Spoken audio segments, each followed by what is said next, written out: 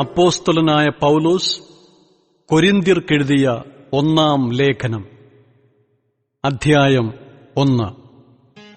ദൈവേഷ്ടത്താൽ യേശുക്രിസ്തുവിന്റെ അപ്പോസ്തലനായി വിളിക്കപ്പെട്ട പൗലോസും സഹോദരനായ സോസ്തനേസും കൊരിന്തിലുള്ള ദൈവസഭയ്ക്ക് ക്രിസ്തുയേശുവിൽ വിശുദ്ധീകരിക്കപ്പെട്ടവരും അവിടെയും ഇവിടെയും എവിടെയും നമ്മുടെ കർത്താവായ യേശുക്രിസ്തുവിന്റെ നാമത്തെ വിളിച്ചപേക്ഷിക്കുന്ന ഏവരോടും കൂടെ വിളിക്കപ്പെട്ട വിശുദ്ധന്മാരുമായവർക്കു തന്നെ എഴുതുന്നത്, നമ്മുടെ പിതാവായ ദൈവത്തിങ്കൽ നിന്നും കർത്താവായ യേശുക്രിസ്തുവിങ്കൽ നിന്നും നിങ്ങൾക്ക് കൃപയും സമാധാനവും ഉണ്ടാകട്ടെ. നിങ്ങൾക്ക് ക്രിസ്തുയേശുവിൽ നൽകപ്പെട്ട ദൈവകൃപ നിമിത്തം ഞാൻ എന്റെ ദൈവത്തിന് നിങ്ങളെക്കുറിച്ച് എപ്പോഴും സ്തോത്രം ചെയ്യുന്നു. ക്രിസ്തുവിന്റെ സാക്ഷ്യം നിങ്ങളിൽ ഉറപ്പായിരിക്കുന്നതുപോലെ അവനിൽ നിങ്ങൾ സകലത്തിലും, വിശേഷാൽ സകല വചനത്തിലും സകല പരിജ്ഞാനത്തിലും സമ്പന്നരായിത്തീർന്നു. ഇങ്ങനെ നിങ്ങൾ ഒരു കൃപാവരത്തിലും കുറവില്ലാത്തവരായി നമ്മുടെ കർത്താവായ യേശുക്രിസ്തുവിന്റെ പ്രത്യക്ഷത കാത്തിരിക്കുന്നു. നമ്മുടെ കർത്താവായ യേശുക്രിസ്തുവിന്റെ നാളിൽ കുറ്റമില്ലാത്തവരായിരിക്കേണ്ടതിന് അവൻ നിങ്ങളെ അവസാനത്തോളം ഉറപ്പിക്കും. തന്റെ പുത്രനും നമ്മുടെ കർത്താവായ യേശുക്രിസ്തുവിന്റെ കൂട്ടായ്മയിലേക്ക് നിങ്ങളെ വിളിച്ചിരിക്കുന്ന ദൈവം വിശ്വസ്തൻ. സഹോദരന്മാരെ, നിങ്ങളെല്ലാവരും ഒന്നു തന്നെ സംസാരിക്കുകയും നിങ്ങളുടെ ഇടയിൽ ഭിന്നത ഭാവിക്കാതെ ഏക മനസ്സിലും ഏക അഭിപ്രായത്തിലും യോജിച്ചിരിക്കുകയും വേണം എന്നു ഞാൻ നിങ്ങളെ നമ്മുടെ കർത്താവായ യേശുക്രിസ്തുവിന്റെ നാമം ചൊല്ലി പ്രബോധിപ്പിക്കുന്നു.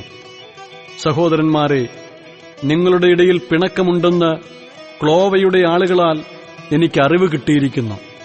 നിങ്ങളിൽ ഓരോരുത്തൻ, ഞാൻ പൗലോസിന്റെ പക്ഷക്കാരൻ, ഞാൻ അപ്പൊല്ലോസിന്റെ പക്ഷക്കാരൻ, ഞാൻ കേഫാവിന്റെ പക്ഷക്കാരൻ, ഞാൻ ക്രിസ്തുവിന്റെ പക്ഷക്കാരൻ എന്നിങ്ങനെ പറയുന്നതുപോൽ ക്രിസ്തു വിഭാഗിക്കപ്പെട്ടിരിക്കുന്നുവോ? പൗലോസ് നിങ്ങൾക്ക് വേണ്ടി ക്രൂശിക്കപ്പെട്ടുവോ? അല്ല. പൗലോസിന്റെ നാമത്തിൽ നിങ്ങൾ സ്നാനമേറ്റുവോ? എന്റെ നാമത്തിൽ ഞാൻ സ്നാനം കഴിപ്പിച്ചു എന്നാരും പറയാതെ വണ്ണം ക്രിസ്പോസിനെയും ഗായുസിനെയും ഒഴികെ നിങ്ങളിൽ ആരെയും ഞാൻ സ്നാനം കഴിപ്പിക്കായകയാൽ ഞാൻ ദൈവത്തിന് സ്തോത്രം ചെയ്യുന്നു.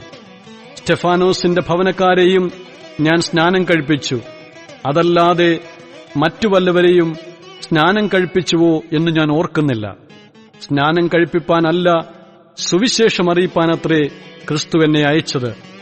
ക്രിസ്തുവിന്റെ ക്രൂശ് വ്യർത്ഥമാകാതിരിക്കേണ്ടതിന് വാക്ചാതുര്യത്തോടെ അല്ല താനും. ക്രൂശിന്റെ വചനം നശിച്ചു പോകുന്നവർക്ക് ഭോഷത്വവും രക്ഷിക്കപ്പെടുന്ന നമുക്കോ ദൈവശക്തിയും ആകുന്നു. ജ്ഞാനികളുടെ ജ്ഞാനം ഞാൻ നശിപ്പിക്കുകയും ബുദ്ധിമാന്മാരുടെ ബുദ്ധി ദുർബലമാക്കുകയും ചെയ്യും എന്നെഴുതിയിരിക്കുന്നുവല്ലോ. ജ്ഞാനി എവിടെ? ശാസ്ത്രി എവിടെ? ഈ ലോകത്തിലെ താർക്കികൻ എവിടെ? ലോകത്തിന്റെ ജ്ഞാനം ദൈവം ഭോഷത്വമാക്കിയില്ലയോ? ദൈവത്തിന്റെ ജ്ഞാനത്തിൽ ലോകം ജ്ഞാനത്താൽ ദൈവത്തെ അറിയായ്കകൊണ്ട് വിശ്വസിക്കുന്നവരെ പ്രസംഗത്തിന്റെ ഭോഷത്വത്താൽ രക്ഷിപ്പാൻ ദൈവത്തിന് പ്രസാദം തോന്നി.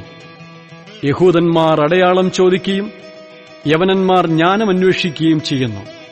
ഞങ്ങളോ ക്രൂശിക്കപ്പെട്ട ക്രിസ്തുവിനെ പ്രസംഗിക്കുന്നു.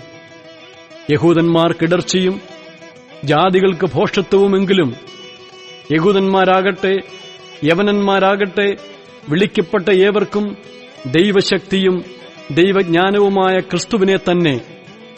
ദൈവത്തിന്റെ ഭോഷത്വം മനുഷ്യരെക്കാൾ ജ്ഞാനമേറിയതും ദൈവത്തിന്റെ ബലഹീനത മനുഷ്യരെക്കാൾ ബലമേറിയതുമാകുന്നു. സഹോദരന്മാരെ, നിങ്ങളുടെ വിളിയെ നോക്കുവിൻ. ലോകാഭിപ്രായപ്രകാരം ജ്ഞാനികൾ ഏറെയില്ല, ബലവാന്മാർ ഏറെയില്ല, കുലീനന്മാരും ഏറെയില്ല. ജ്ഞാനികളെ ലജ്ജിപ്പിപ്പാൻ ദൈവം ലോകത്തിൽ ഭോഷത്വമായത് തിരഞ്ഞെടുത്തു.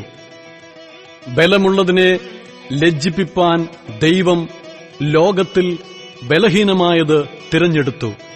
ഉള്ളതിനെ ഇല്ലായ്മയാക്കുവാൻ ദൈവം ലോകത്തിൽ കുലഹീനവും നികൃഷ്ടമായതും ഏതുമില്ലാത്തതും തിരഞ്ഞെടുത്തു.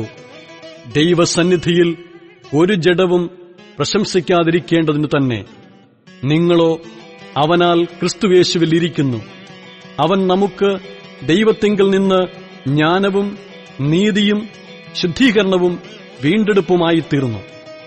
പ്രശംസിക്കുന്നവൻ കർത്താവിൽ പ്രശംസിക്കട്ടെ എന്നെഴുതിയിരിക്കുന്നതുപോലെ ആകേണ്ടതിനു തന്നെ.